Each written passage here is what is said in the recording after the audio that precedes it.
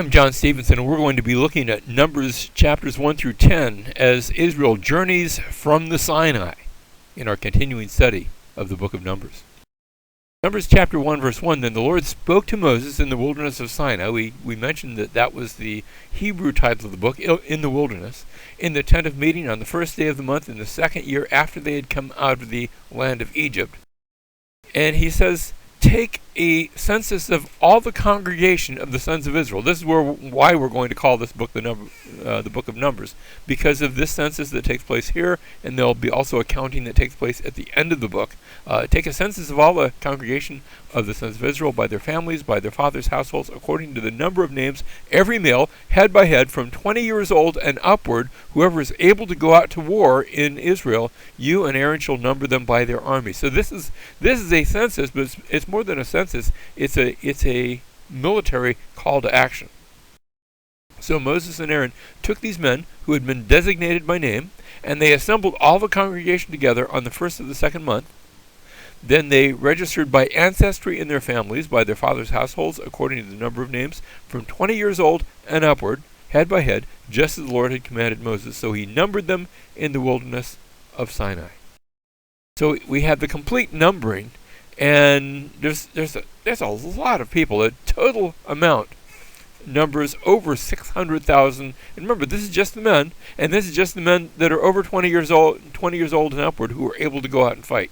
This is a great multitude, think about this, which in a sense no one can number.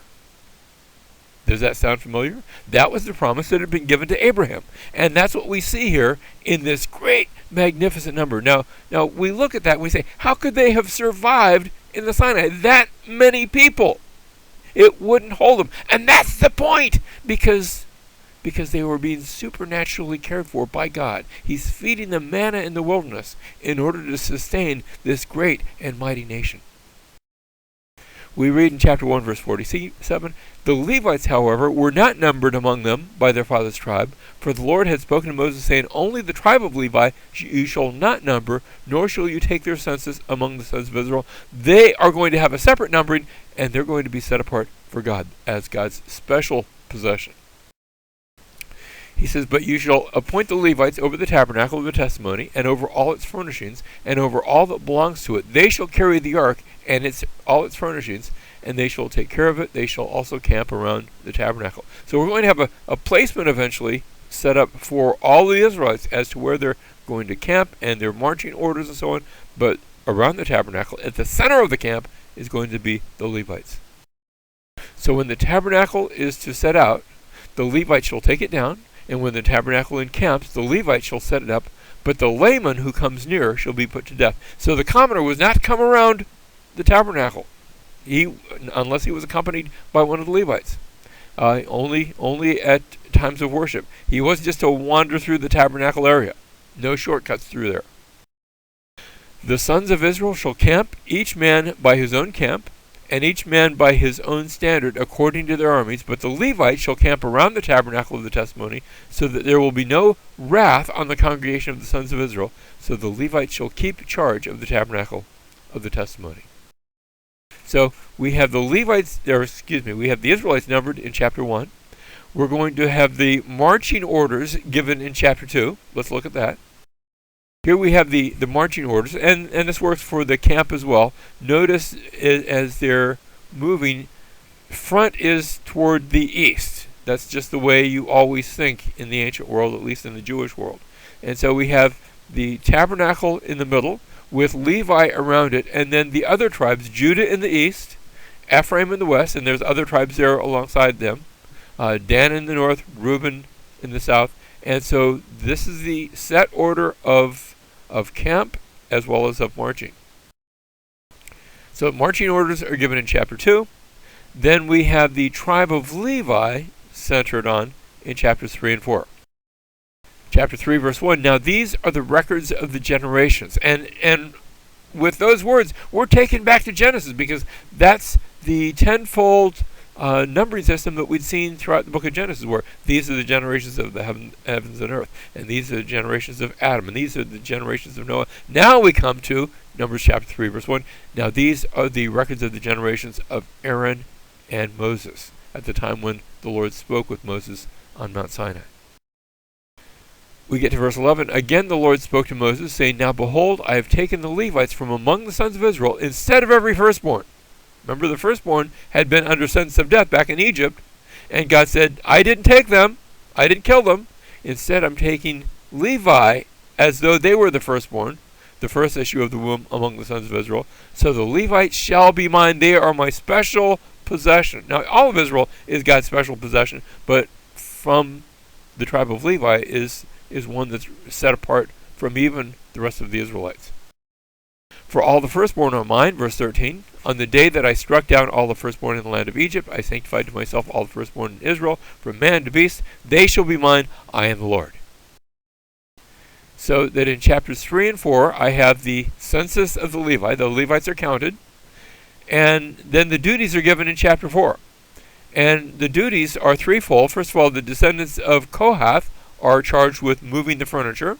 And then the descendants of Gershon are charged with moving the tabernacle curtains. And then the descendants of Merari are charged with moving the structural supports. And you say, well, gee, is one of those more important than the other? They all actually depend on each other. It rather reminds us of what we read of spiritual gifts in the New Testament. For example, in 1 Corinthians chapter 12, the eye can't be saying to the ear, hey, if I don't have hearing, then I'm not really a part of the body. And the ear can't be saying to the eye, gee, I can't see, so therefore I'm not part of the body. We're all a part of the body, and that's what we see here among the Levites. Now, chapters 5 give us purgings for God. We have the problem of the unclean that are given in the first part of chapter 5, and then those who are immoral, they're to be taken outside the camp until they can be cleansed, or they're to be removed altogether if they're rebellious against God. In chapter 6, we have the Nazirite vows, as these are part of presentations to God, and the law is given as to the law of the Nazirites. They're to go through a special formula as they dedicate themselves to the Lord. And then we have the offerings from the leaders that are given in chapter 7. Chapter 6, verse 22, though, the Lord spoke to Moses, saying, Speak to Aaron and to his sons, saying, Thus you shall bless the sons of Israel. You shall say to them, and this is the Aaronic benediction, The Lord bless you and keep you. The Lord make his face shine on you and be gracious to you. The Lord lift up his... Now here, the Hebrew has actually the same word as face. Our translators rendered it countenance. And that's okay, I suppose. The Lord lift up his face or his countenance on you and give you peace. And so the people are to be blessed. And this is a wonderful blessing for them and for us as well. It is a blessing of prayer that we can pray that the Lord might bless us as well. It so happens that prayer is the very earliest portion of the scripture that we have ever found intact. Back in the 1960s, a small scroll was found. It was actually made of silver. And when they unraveled it, they found writing upon it. It had been sort of wrapped up into a little silver amulet. And the writing was from this Aaronic benediction in Numbers chapter 6. The Lord bless you, the Lord keep you, the Lord make his face to shine upon you and give you peace. We get to the end of the chapter, and God's presence is seen in the voice and in the lampstand. Let's look at that.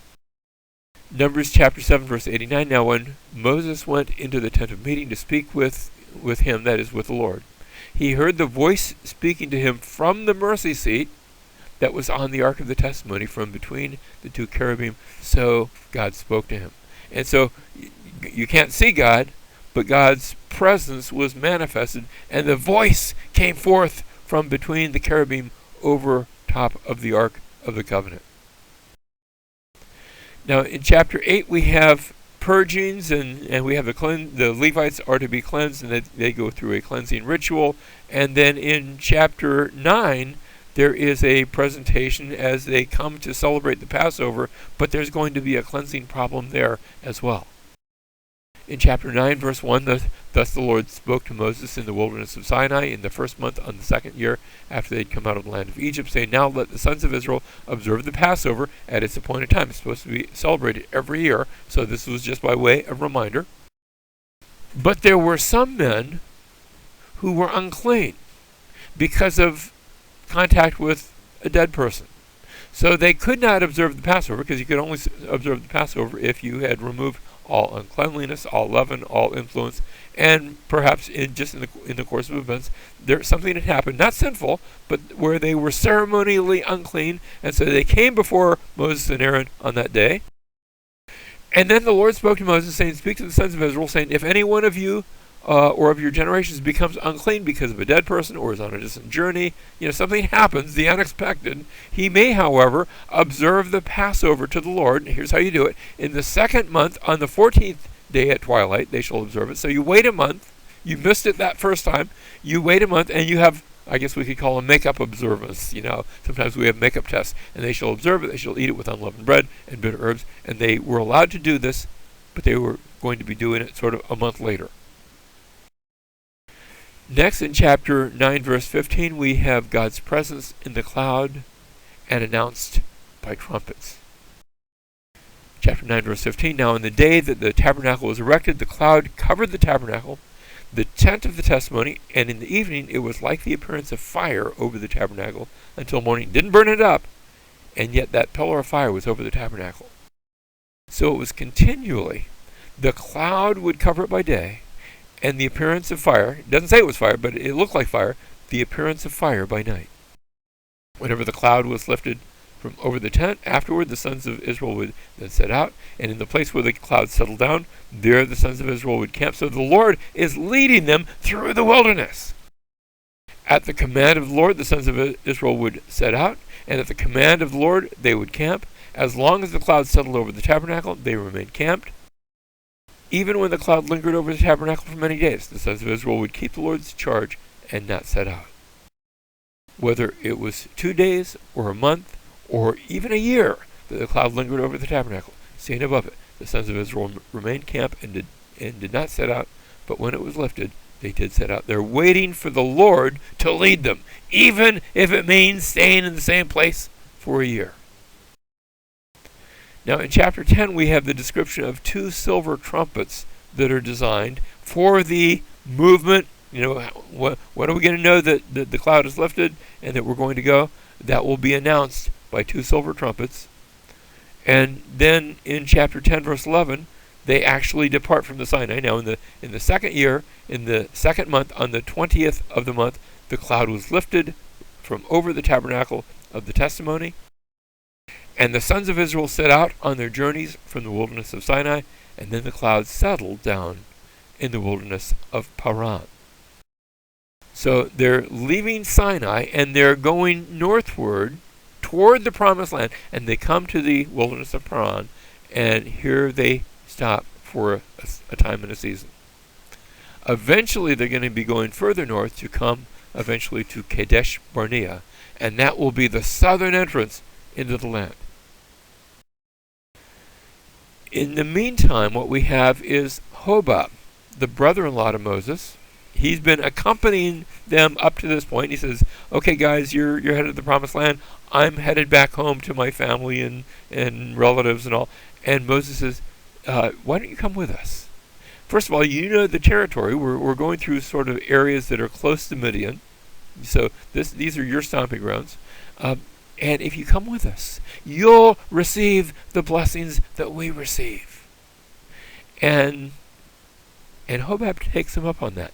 In fact, later on in the book of Judges, we're going to see Hobab and his descendants will still be with the Israelites, and they'll be in the promised land. Now we come to chapter 33, and we see the Israelites, they're following the Lord, and they're following the Ark of the Covenant. So, thus, they set out from the Mount of the Lord, 3 days' journey. Remember how they had left Egypt? They had left Egypt, 3 days' journey. Here they're leaving the Mount of the Lord, 3 days' journey, with the Ark of the Covenant of the Lord journeying in front of them for the 3 days to seek out a resting place. It sort of reminds us about how we have one who went to the cross and then went on what we could call maybe a 3-day journey, dead and buried. But then he rose again and has ascended to seek out a resting place for us. And the cloud of the Lord was over them by day when they set out from the camp. Then it came about when the ark set out that Moses said, "Rise up, O Lord." And notice how this is sung. "Rise up, O Lord, and let your enemies be scattered, and let those who hate you flee before you." And when it came to rest, he said, "Return, O Lord, to the myriad thousands of Israel." May the Lord do that for us. May he win the spiritual battle that is in the world today. May he defeat his enemies, bringing them to know the gospel. And then when it comes to rest, may there be in his congregation myriads and thousands, yes, even today. Amen.